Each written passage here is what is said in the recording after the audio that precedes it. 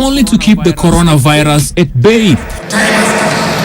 But let me tell you, Ghana was Technology has been employed as a way of ensuring continuity of service while keeping millions of faithful safe from the dangers lurking in these shared spaces. But this way of serving the Lord's word is not working for everyone, as a very research from InfoTrack shows that more than half of the country wants places of worship reopened. Perhaps what was in the mind of President Uhuru Kenyatta during his address on The June Ministries of Interior and Health will constitute an interfaith council to work out of our places of worship. That 11-member Interfaith Council on the COVID-19 pandemic was appointed last Friday by Interior CS Fred Matiang'i. It held its first meeting today. There is a daunting task, that of developing safe protocols for phased resumption of worship in holy places while keeping the deadly virus at bay. We know it's a play between the risks involved and the compliance and the mitigations that we put. If we really decide to emphasize how we are going to defend and protect ourselves and our families, then it becomes easy to actually work out ways in which we can have those kind of gatherings. We now want to work with our religious leaders to see how else we can manage this situation that we are in the country. I think it's always wise not to say so much now at the beginning because the work is beginning. According to the terms of reference, the Council's mandate lapses on the 31st of December 2020, pointing to the fact that it might be a while before a lasting solution is found. In the course of the next 2 to 3 weeks, we can all come to a framework of protocols that we need to open our places of worship, look at the challenges we face in doing that or are likely to face, and how we can deal with them. The inauguration of the council comes just weeks after CS Matiang'i and his health counterpart Mutahi Kagwe held a consultative sit-down with religious leaders to discuss possible solutions, the viability of their proposals, and those to be brought forward by this interfaith council will be judged on the merit of how foolproof they are in containing the spread of COVID-19. Yes, but as this council gets down to work, millions of religious households are wondering how and when to plan for certain personal religious events. Bridget Ngana has been looking into this. Bridget? Yes, Silas, religious activities like catechism, baptism, burials, and even weddings and Islamic madrasas that would often require a gathering of people have significantly declined due to the coronavirus pandemic, as we found out. Inside one of the rooms within the Holy Cross Catholic Church in Kaptembwa, Nakuru, tens of young ones and adults took their catechism lessons before COVID-19 hit the country, hoping to be cleared for baptism soon. Today, the classes are no more. Sasa unakamilika kabisa kwa maana Yesu yule aliyejifanya mtu na akaingia kwetu. We find Christopher Munde, a parent, alongside others who have come to inquire about the possibility of baptism.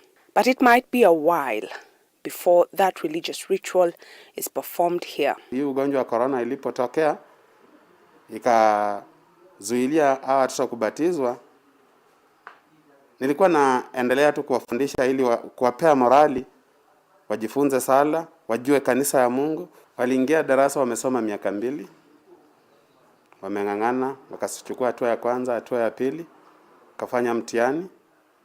Ili walikuwa na furaha sana ili pia nao wachongee meza ya Bwana kama wengine. From the 52 parishes in the Nakuru Catholic Diocese alone, at least 2,000 faithful were to be baptized last Easter.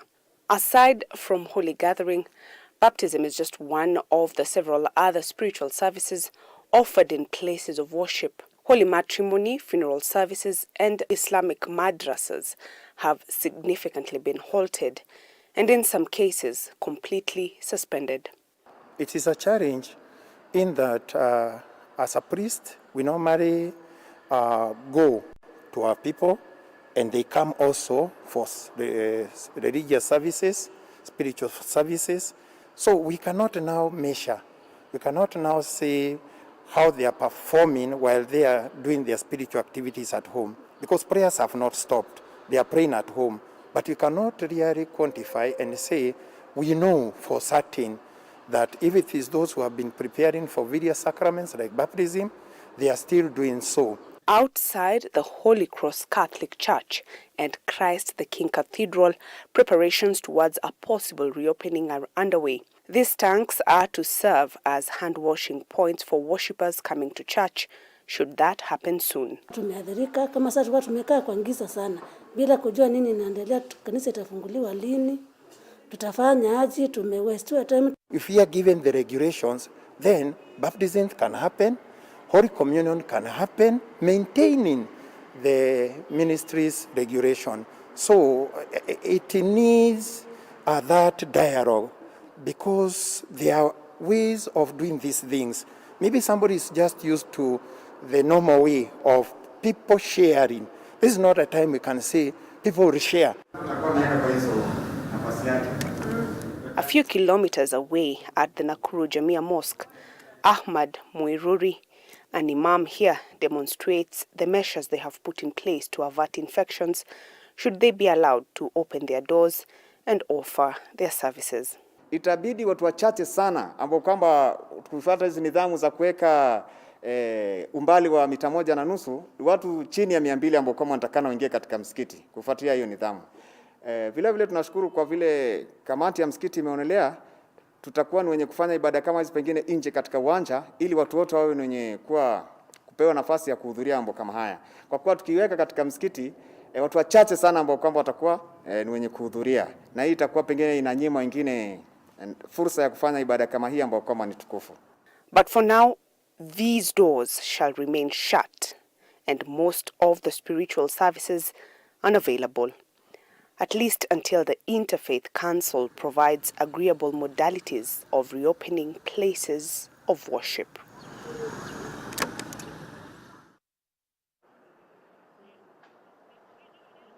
Well, we're still waiting to find out if these places of worship will be opened, but now I take you back to Zainab.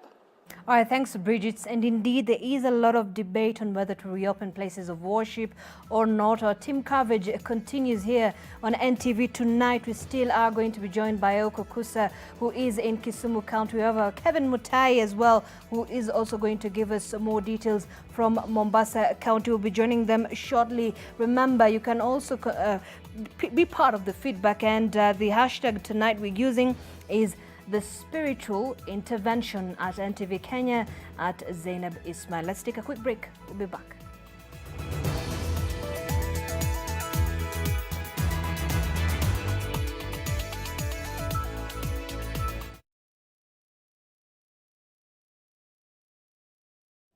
John suffers from indigestion. His twin James suffers from heartburn. Sometimes it's the other way around or both. That's why they use Gaviscon Double Action. It soothes within 3 minutes and lasts up to 4 hours. For double relief from heartburn and indigestion, Gaviscon Double Action. If symptoms persist, seek medical advice. Oya ni aje, mimi ndo Jonte Fresh. Mimi ndio nimetambulika hii Gikomba yote sekta ya manguo. Jumi transform nguo ordinary za mtush zenye ziuka mna hii harufu ya bail into the freshest Iggy kosi yote. Siri ni hii Ariel mpya ya pink. Na kushow mtush zinang'ara kung'ara kushinda kamera. So clean, so fresh. Makastoma unaisana na hii story. Ninatumia Ariel touch of down mpya tu. My whole life is in my phone. Niko na simu ya bawa. Niko na simu ya bawa.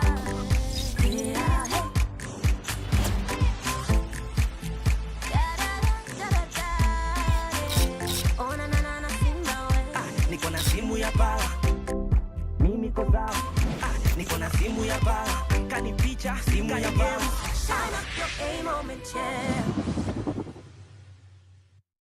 For a better tomorrow, don't forget to do the 1, 2, 3 with Colgate every night.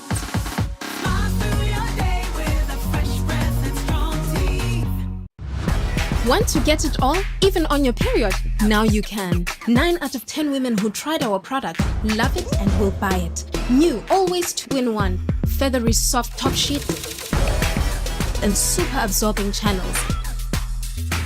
We are generation of change, always. Jeremiah Nyaga was given the freedom of the city of Nairobi by Mayor Dick Wathika. For his exceptional service to World Scouting, he was, in 1982, awarded the Bronze Wolf, the only distinction of the World Organization of the Scout Movement. He was Chief Commissioner for Kenya Scout for many, many years. Nyaga had groomed his elder sons, Joseph and Norman, to venture into politics. He played an active role in campaigning for Norman, who succeeded him as the Gashoka MP in 1992. What comes to your mind when you think of the perfect home for your family? Victory Gardens offers exactly that and much more. Call us today on 0790 300 300 or visit www.optivan.co.ke.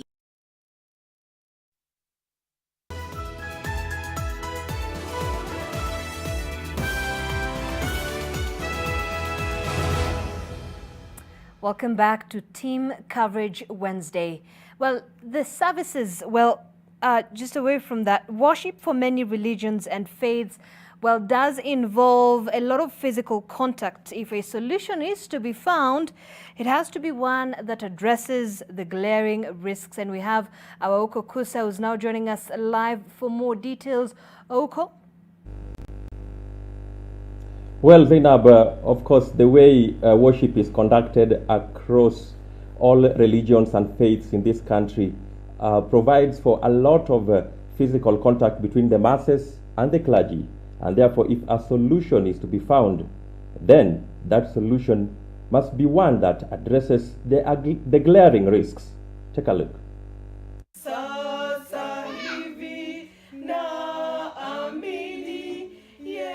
Kenyans are largely known to be religious people, and this cuts across different faiths. To many, places of worship are a second home, and the congregation is a close family. And very few activities in and around these spaces can be carried out without some form of contact. A society without going to the house of worship is a society without God. And a country without God will collapse. There is a much bigger worry: the dangers that lurk inside houses of worship. Close embracing, friendly hugs, kisses on the cheek, and hand-holding are common habits among the congregants. Habits that have now been forbidden due to the risk they present in spreading virus particles. When it comes to offering and tithing, every pair of hands, regardless of where they have been or what they may have touched, dips into one basket. If a single one should have the virus, then this is a fast way to spread it. And such activities as the Eucharist among Catholic faithfuls, in which the priest directly serves the symbolic bread and wine, also pose certain risks. But men of the cloth say these risks are not unique to places of worship. If you walk into any supermarket in the country today, people flows in and nobody guides them how they are interacting or mingling inside the supermarket. People are allowed to travel in matatus, in buses. Now, why is church being picked to be a place where people will die en masse if it is opened? Fully aware of the risks, Archbishop Koyo is still pushing for reopening of places of worship, and he has solutions. Encouraging our congregants to avoid handshake and hugs. 2, observing physical distance of 1.5 meters and regulating the attendance. Besides putting in place strict guidelines for accessing places of worship, Koyo and many of his kind believe that the higher power humans pray to has the ability to keep his people safe. God we serve is a creator of everything that exists in the universe. He is mighty, a healer, and a restorer. He is full of mercy and grace. Therefore, We cannot lock him out in this pandemic period. A recent InfoTrack survey says Nyanza region ranks highest among those urging that we keep places of worship closed until it is safe to congregate. But the question is whether a favorable solution can be found, one that averts the risks and allows for Holy Communion. Well, the closure of places of worship due to such risks is also having a devastating effect on their finances. Lois.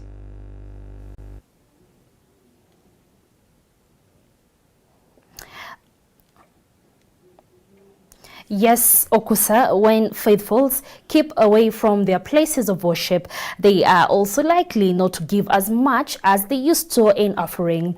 And that is having an economic effect for the men of the cloth and staff. Nearly 3 months into the closure of places of worship in the country, and Bishop Wilson Kurui of Jesus Love Ministries in Eldoret is hoping for a speedy return to normalcy. His flock is not only staying away from church because of the restrictions, they are also barely contributing as much as they did before the pandemic. Now, Bishop Kurui says the coffers are running dry and the math won't just add up. Kuna wachungaji wanalala njaa saa hizi as we speak, kwa sababu wana watoto, wanalipa rent, wanatafuta hali za kula, chakula hakuna.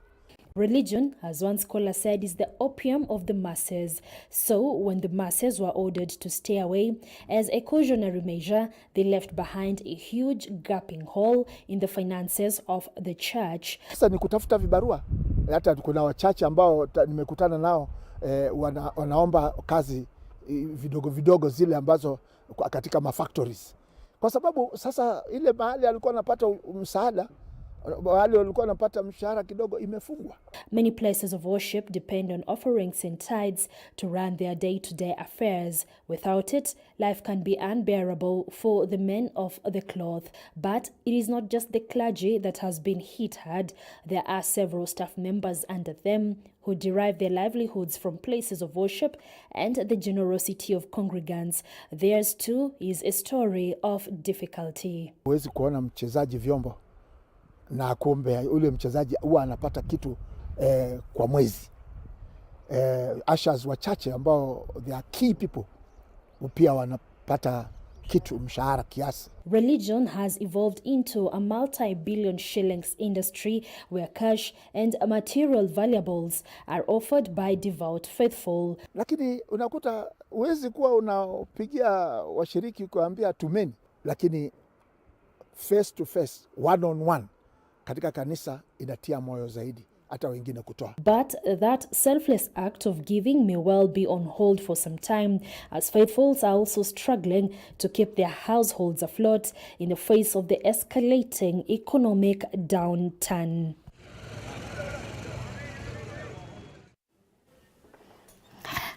Kevin Mutai is live with us from Mombasa. Kevin, how is the predominantly coast region taking the closure of their holy places of worship? For a religious group that is so devout in its doctrines and way of worship, the Muslim faith has been hit hard by this pandemic, and many from this part of the country are now only hoping for a speedy way out. Outside Kisauni Aqsa Islamic Center in Mombasa, a group of Muslim faithfuls chant Allah is great. Behind them stands a holy mosque, a beacon of divine hope that is now rarely frequented. The coronavirus pandemic has robbed Muslims of a key part of their religious culture. Msikiti ama nyumba ibada kwa muumini ni kama samaki baharini. Ukimtoa samaki baharini hana uhai tena. Indeed, Muslim faithfuls have endured an unusual holy month of Ramadan and a lonely Eid al-Fitr holiday. Imekuwa ni Ramadhani ya family. Sio Ramadhani ya kutangamana na watu. Tumekaa na watoto wetu, tumeswali na watoto wetu, tumekula na watoto wetu, tumekaa. This is a very good scenario. Inside the empty mosques, the silence is deafening. Were it a regular Friday, this holy floor would be packed with believers kneeling and bowing in close-knit pattern, as is the Islamic manner of prayer. Now they are unusually desolate and worshippers are keeping away to keep COVID-19 at bay. Imani zimekuwa ndogo, watu wengi hawaswali siku hizi. Unajua kwa shauri ya misikiti yamefungwa, makanisa yamefungwa na temple. Sasa tunaomba serikali watufungulie, watu waingie ndani ya makanisa, waingie ndani ya misikiti, waingie ndani ya temple. Tutajichunga. Hivi sasa tunajichunga. Na hii ugonjwa haiwezi isha leo. Huu ugonjwa tutaishi nao. Haya masharti ambayo kwamba yanawekwa na serikali tusiyatafsiri kimakosa kuwa labda serikali wanatutafuta, serikali wanaonea Uislamu. La, ni kutokana na janga ambalo kwamba limegonga kote ulimwenguni. These places would also host tens of young Muslims attending madrasa classes in the quest to learn their religious doctrines.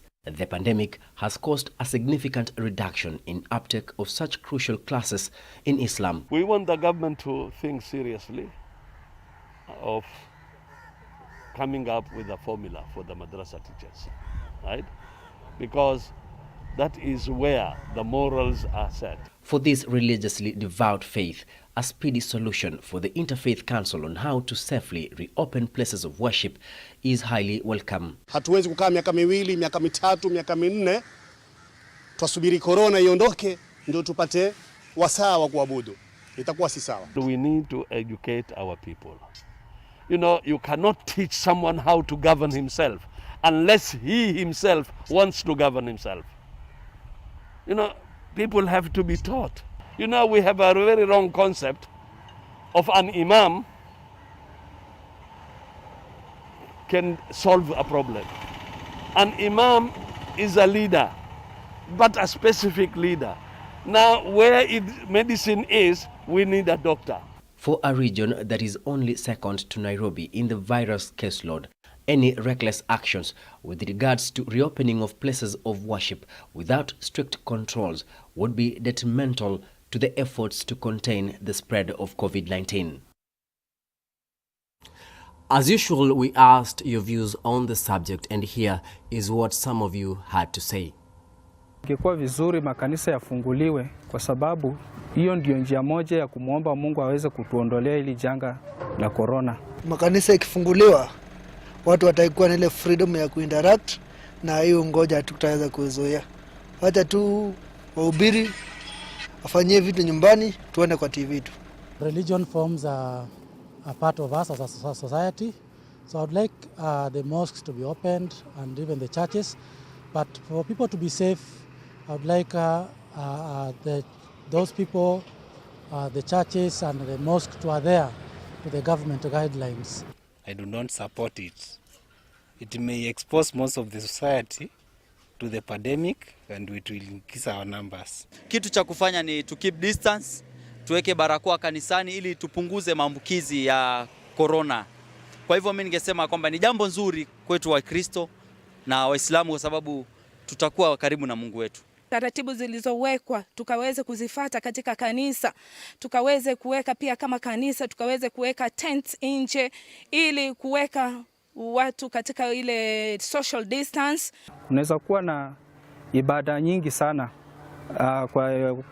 Kwa mfano, kuwe na ibada ya watu kama 100 hivi ama 50 kulingana na ile hali ile kiwango ya watu ambao wako mahali pale. I don't think the churches should open at the moment because already people are defying the rules that have been set by the government. And online churches are already working for so many people at the moment. And we should wait until the curve flattens for people to congregate in one place. Well, those are your thoughts, but as always, there's some lessons to learn. Zainab, Ismail, over to you. Thanks, Kevin, and I see you've assimilated quite well. Let's now just take a look at how the rest of the world is handling the issue of reopening places of worship. And we begin in Germany, where a single church service in Frankfurt held in early May led to at least 107 reported infections of COVID-19. This was after Germany loosened restrictions on May 1st. The church reportedly followed government guidelines for services there have been several more COVID-19 infection outbreaks linked to churches in Germany since. While away from that, we do also have, let me get this, Saudi Arabia. Now, tens of thousands of mosques, except Mecca, were reopened after more than 2 months of closure. But just a week later, authorities were forced to shut down 39 mosques in the kingdom after coronavirus infections were suspected to have spiked among the worshippers. The annual Hajj pilgrimage is still suspended till further notice. And in in the U.S., President Donald Trump declared worship as an essential service in mid-May and even threatened to override governors who refuse to open places of worship. Houses of worship here have been reopening over the past few weeks, but some U.S. churches are pushing back on their own against restrictions on in-person worship, while others continue to pray virtually. Well, away from that, in India, the reopening of places of worship, with each religion adopting its own ways to reduce infection cases. The reopening comes as India reported its biggest one-day jump in new cases. From India, in Beijing, China, authorities have ordered the closure of all churches in Beijing as the Chinese capital struggles to contain a fresh outbreak of the virus. Churches were opened on June 10th, but closed just days later to avert a possible spike in infections. And in South Africa, which is gradually reopening its economy, religious gatherings are also permitted under strict conditions, but this has caused division among religious leaders. Some places of worship have decided to keep their doors closed for safety reasons, while others are advising that strict measures be put in place first. That's the situation. Also like to get your feedback on today's team coverage. Remember the hashtag we are using. You can also check it out NTV Kenya at Zainab Ismail, and we will be sampling some of those in just a moment. But first, let's take a break.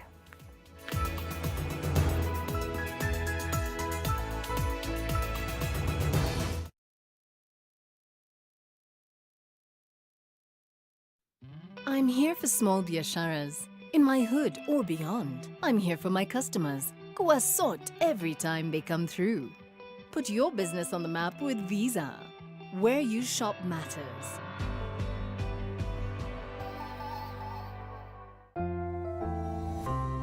The risk of illness causing germs is increasing. It is believed that the coronavirus can remain on surfaces in your home for up to 9 days. Touching infected surfaces is one of the ways in which germs spread. Regularly disinfect your floors, countertops, and kitchen surfaces with bleach, and use an effective toilet cleaner inside and outside your toilet bowl.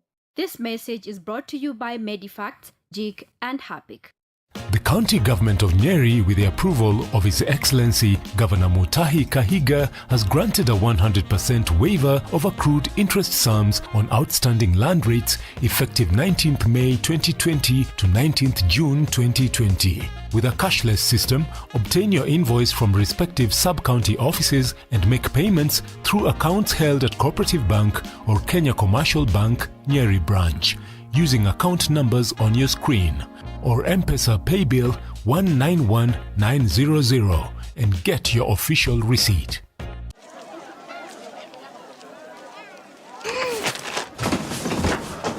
Do your gums hurt? Yeah. Does your toothpaste contain sage, eucalyptus, myrrh, chamomile? All that in one toothpaste? Yes, try Colgate Herbal. Colgate Herbal contains nature's best herbs and Colgate's fluoride technology to give you strong teeth and healthy gums. Ah, Colgate Herbal. Let's go.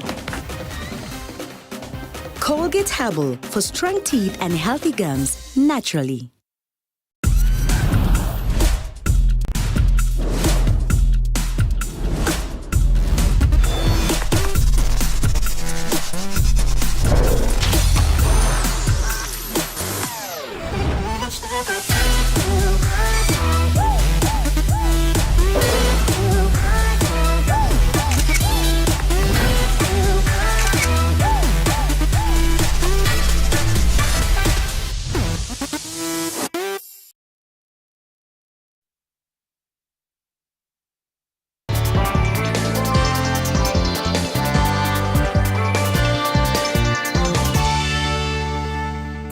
Thank you so much for staying with us. You're watching NTV Tonight. Let's take a look at stories making headlines in the world of business. Our stakeholders in the financial services sector have welcomed the planned exercise of Kenya's fast financial risk assessment, focusing on weeding out illicit flows and money laundering. Analysts say the move will anchor Kenya's position as a financial hub in Africa and help attract more capital. Judith Cherono with the details. To enhance the safety and integrity of our financial system, the National Treasury, together with other stakeholders, will conduct Kenya's first national risk assessment on money laundering and terrorism financing. This will assist the country's competent authorities to assign responsibilities for combating money laundering and terrorism financing. This announcement by Treasury Cabinet Secretary on June 11, 2020, during the tabling of the budget speech before the National Assembly, signals additional steps by the government to combat illicit flows and money laundering in Kenya. In September 2019, the Central Bank of Kenya concluded the demonetization of the old series 1,000 shillings note, which saw 7.4 million pieces of the old notes rendered junk by the end of the 4-month-long exercise.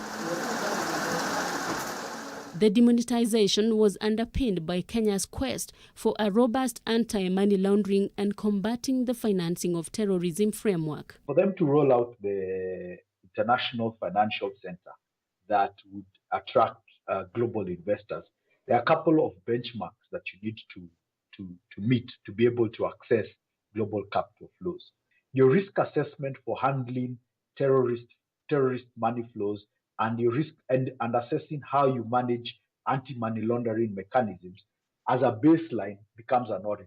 It is expected that the financial risk assessment exercise by the government will place more demands on financial services sector players to verify the source of and purpose to which capital is deployed within the country. Each financial service provider has its own parent regulator. Number one, you'd look at institutions that are regulated by the Capital Markets Authority.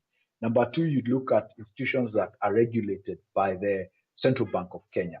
Number three, you'd look at institutions that are regulated, say, by SASRA. What would happen is the National Treasury would prorate regulations through these institutional oversight authorities.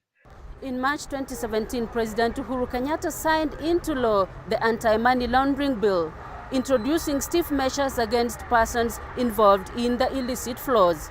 The financial risk assessment exercise by the government is now expected to add impetus to the fight against money laundering in Kenya. Judith Cherono, NTV, Nairobi. Well, the government has received 2.1 billion shillings in dividend payment for the period ended December 2019 from the Kenya Commercial Bank. The government holds 635 million shares of KCB Group, translating into a 19.76% stake, making it the largest shareholder in the group. The 2.1 billion shillings dividend payment is a 16.7% increase from the dividend payment received by the government for the period ended December 2018. Shareholders of KCB Group received a 1 shilling interim dividend and 2 shillings and 50 cents final dividend for each share held as at the end of 2019. The insurance sector has taken a hit from the adverse effects of the COVID-19 pandemic, with subdued incomes undermining Kenya's ability to purchase products. According to the managing director for AAR Kenya, insurance companies have now been compelled to innovate around the present environment to reach the targeted consumers and package products within their budget constraints. You know, currently, because of the situation, there is no much uptake of insurance. People are purchasing, but not as aggressive as it used to be before. But around 25 to 30% of our members currently now are purchasing using the online platform, using our digital platforms that we've generated to be able to make them purchase. Users of Safaricom's mobile money platform M-Pesa will be unable to conduct any transaction between midnight tonight and 5 a.m. tomorrow. This is due to a scheduled maintenance by the telecommunications company. According to data from the Communications Authority, M-Pesa has 28.6 million active subscribers and commands 98.8% of the mobile money market's value in transactions. In April 2020, Safaricom and South Africa's Vodacom completed the acquisition M-Pesa from Britain's Vodafone, giving the two companies full control of the M-Pesa brand.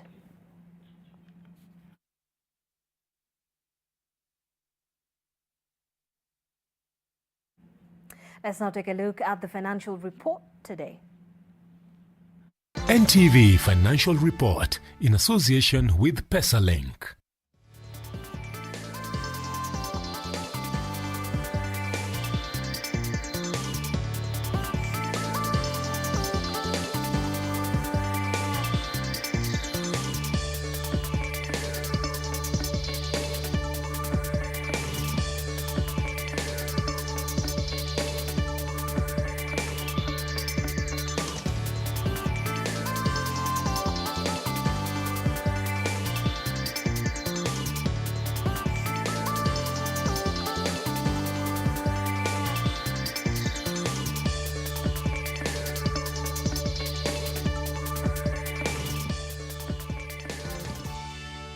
Select PesaLink on your bank app or USSD. Step 2. Select either send to phone or send to account. Step 3. Input the phone number or account number to send money to and confirm the transaction. PesaLink. Easy, affordable, instant. Now, before we head into a break, we celebrate a giant tortoise in Ecuador who almost single-handedly saved his once threatened species. This is 100-year-old Diego, the giant Galapagos tortoise, who was released to his native island after decades of breeding in captivity. Diego is believed to be responsible for being the patriarch of at least 40% of the 2,000 population on Santa Cruz Island. 24 other tortoises were also going back home after reproducing in captivity and saving their species from extinction. We'll be back.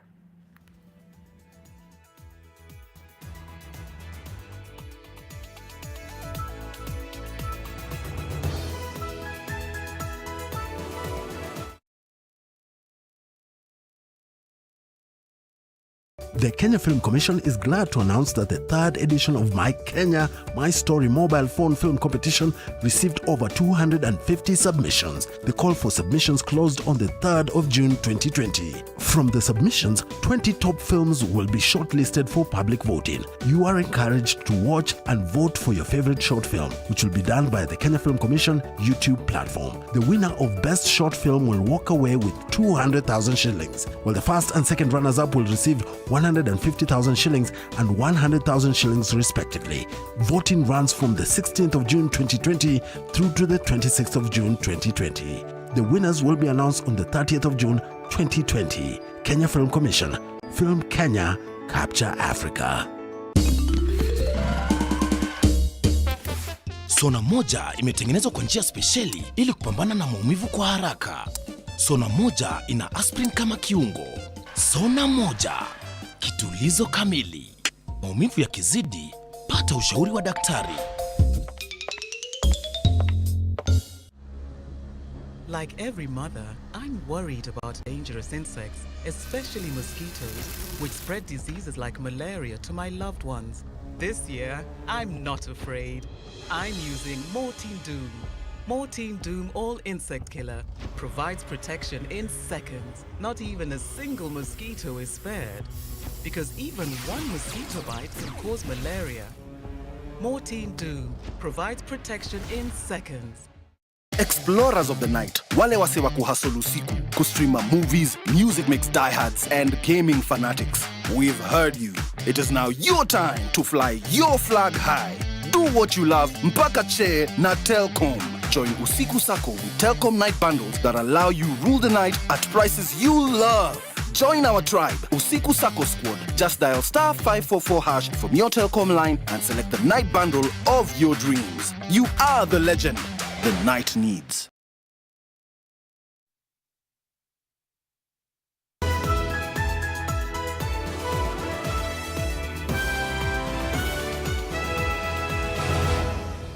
Well, thank you so much for staying with us, and you're watching NTV Tonight. Wiper leader Kalonzo Musyoka now says the National Super Alliance was no longer addressing the needs of his party and was crafting a new political future. He spoke as his party and Isaac Ruto's Chama cha Mashinani signed a cooperation agreement with President Uhuru Kenyatta's Jubilee Party. NTV's senior political reporter Kennedy Mureithi with details of this new deal that could also signal the beginning of the official NASA breakup. Wiper Party leader Kalonzo Musyoka and his Chama cha Mashinani counterpart Isaac Ruto spent the better part of Wednesday afternoon at the Jubilee headquarters, finalizing a deal that will see them officially cooperate with the ruling party. Accompanied by their other party leaders, they put pen to paper in a deal that essentially weakens their position within the National Super Alliance. Wiper continues as a member party of NASA coalition, because you can't belong to two coalitions at the same time. But I can tell Kenyans that we have absolutely no doubt in our mind as Wiper the direction we have taken. Working together does not mean abandoning our ideals and abandoning our political parties. It means we are opening a new chapter in this country. For the two, their future is more secured working with the Jubilee Party than it was within the NASA coalition partners, arguing that they had not been equal partners for quite some time. I can tell you for a fact that NASA summit has never sat since elections. That tells you that we also need to be realistic in our assessment. If the summit cannot meet, then how shall we continue? According to the NASA coalition agreement, if three parties pull out, the coalition dies amid behind-the-scenes efforts to have a third party walk out of the NASA coalition. If it was not for these COVID challenges, and as soon as there is an ability to move around, we are still consulting with our membership, and our intention is to conclude a coalition agreement with Jubilee. It is understood that there are those who have been tasked with courting ANC's Musalia Mudavadi, the founder of NASA, but he is not buying in just yet. If you develop a pattern or a habit that you can enter into coalitions or you can enter into agreements and then you break them at will, it will only be a matter of time and people will come to the conclusion that if you enter into any agreement with these individuals, you are in trouble. Kalonzo is said to have been tasked with engaging Wetangula, and there is promise of a favorable outcome. Jubilee insiders say the current political moves would bolster the party ahead of the 2022 elections and rebuild its muscle torn by internal wrangling. We cannot hold our members to ransom, and we must be realistic. We are all political leaders, and we know where we want to go. By the time you see us signing something, it means that there's been a lot of discussions in various places, some of them even outside this country. President Kenyatta is said to have personally reached out to Chama cha Mashinani leader Isaac Ruto amid speculation that he and Kalonzo would earn a spot in government. Listen, would you expect that I would relinquish my position as a party leader to go into cabinet, where that means I resign, really relinquishing my position as a party leader 2 years to a general election? Kalonzo has been insistent that the move he is making is working towards having a coalition agreement with the Jubilee Party, as he can no longer work with NASA, where he says some of the political parties are bullies. Kennedy Mureithi, NTV at the Jubilee headquarters. All right, thanks, Mureithi. They're very interesting political developments. Let's take a very quick break here on NTV Tonight. When we come back, Brian Otwell with the sports news.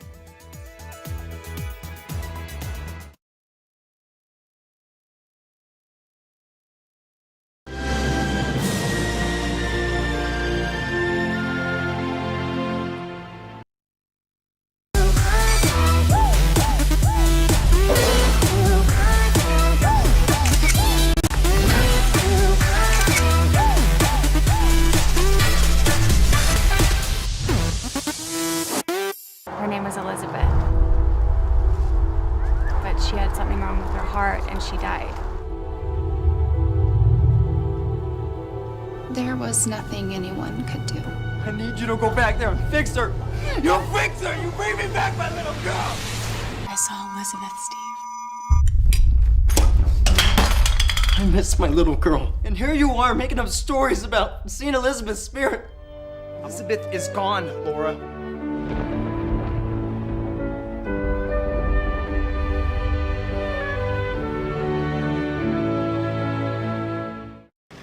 Do you need to send your parcel or document during this period? The Nation Courier Services, with over 15 years of distribution experience, will deliver it for you. We deliver to every corner of Kenya.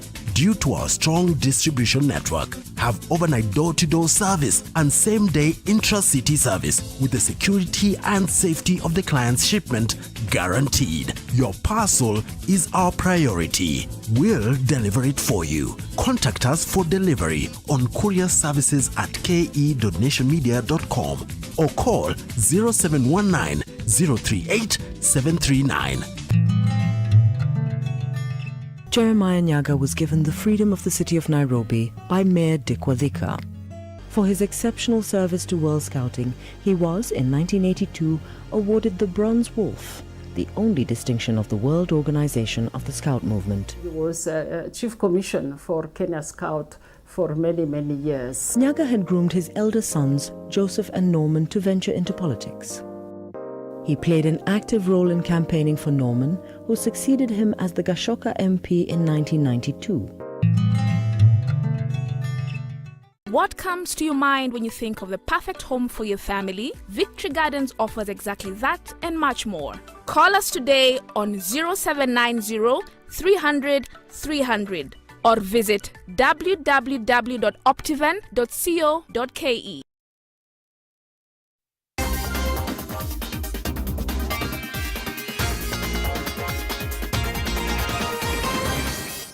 Let's have a look at the day's sports news. Welcome, my name is Brian Otwal. Sports people in Kenya will have to wait a little longer to return to action, with the Ministry of Health revealing that they are working on a protocol alongside the Ministry of Sports that will see a safe return of sporting activities.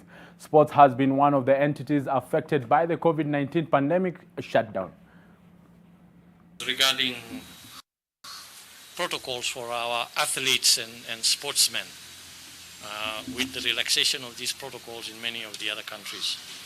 These are matters that are continuously being looked at, because it is not only in the sporting arena, but also in the other economic activities, whether it is an economic activity or whether it's a sporting activity.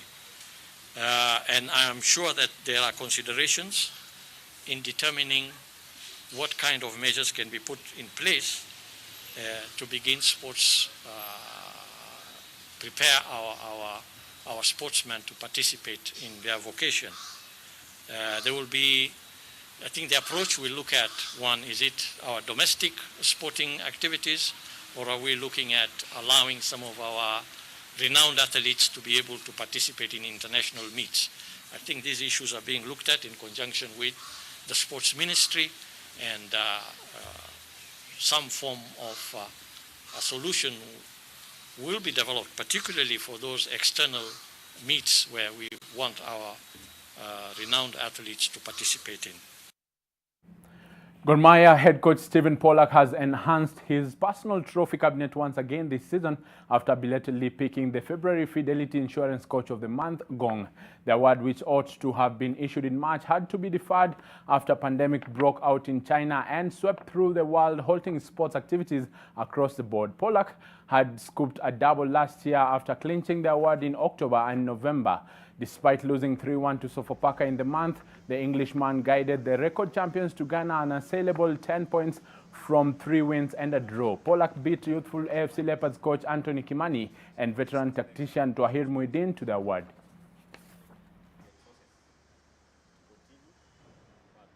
It's an honor to get my third Coach of the Year award. I'm just as pleased as I was when I got my first one, and especially when I heard a few days ago that I would be picking it up. It's to get an individual award. It makes you feel good. But football for me is a group. So also I contribute this also to my staff. And the Premier League is back, and the match that just ended, Aston Villa playing Sheffield United, that match has ended 0-0. And next will be Manchester City taking on Arsenal, the big match after this resumption of the English Premier League. Moving on, this season's Champions League and Europa League competitions will be played in a 12-day condensed tournament in Lisbon, Portugal, and in cities across Germany. The 8 teams remaining in the competition will take part